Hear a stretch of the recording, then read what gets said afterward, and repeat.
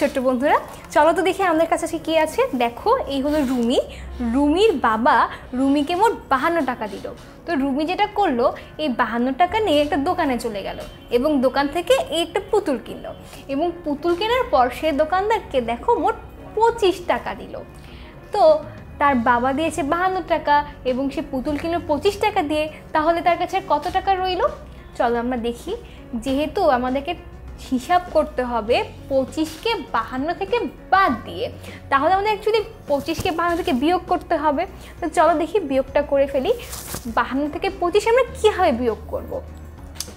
প্রথমে খেয়াল করো, 2 থেকে 5 বিয়োগ করা যায় না, কারণ 2 থেকে 5 কি বড়। এবং তোমাদের কি মনে আছে কি করতে হতো? দশক থেকে 1 দশক নিয়ে আসতে হতো, তাহলে হয়ে যেত 12। এবং 12 হওয়ার পরে সেই 12 থেকে 5 বিয়োগ করতে হয়।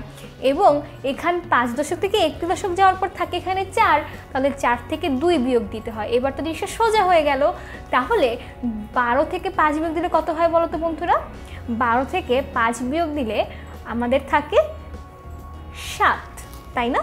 এরপর আমরা দশকের স্থানে বিয়োগটা করি। আমাদেরকে কি 4 থেকে 2 বাদ দিতে হবে। 4 থেকে 2 বাদ দিলে কত থাকে?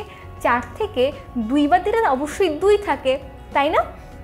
তো 4 থেকে 2 বাদে যদি 2 থাকে এবং 12 থেকে 5 বাদে যদি 7 থাকে, তাহলে আমাদের উত্তরটা কি হয়ে যাচ্ছে?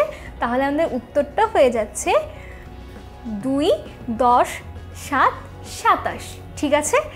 তাহলে আমরা কিন্তু এভাবে বাস্তব জীবনের সমস্যার সমাধান করতে পারি। তোমাদের কাছ থেকে যদি কেউ কোনো জিনিস নিয়ে যায়, তোমরা কি বিয়োগ করে হিসাব করতে পারবে। যেমন ধরো, আমাদের তো ক্লাসে আমাদের বন্ধুরা অনেক সময় কলম চায় নাকি? খেয়াল করো, তোমার কাছে আছে কয়টা কলম? 1, 2, 3, 4, 5, 6, 7টা কলম, তাই না?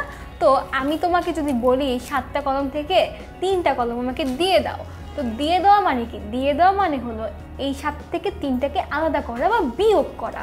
তখন তোমাকে কি করতে হবে? 7 থেকে 3 বিয়োগ করতে হবে এবং তারপর তোমাকে জানতে হবে তোমার কাছে আসলে কয়টি কলম রয়েছে। তোমার কাছে কয়টি রয়েছে? 4টি কলম রয়েছে।